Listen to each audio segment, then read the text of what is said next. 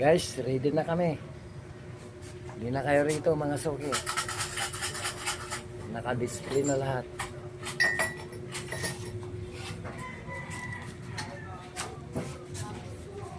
Oh. Para may pamasahe na naman yung mga anak ko sa budget.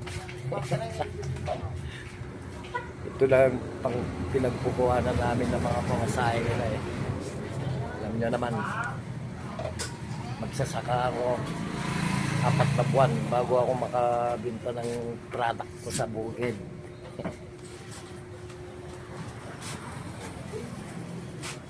Kaya naisipan namin to mag-asawa.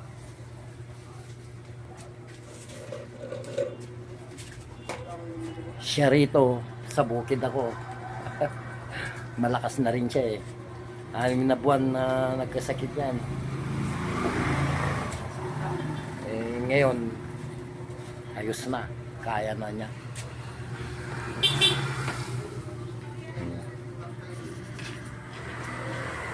Tutulungan na kami ngayon.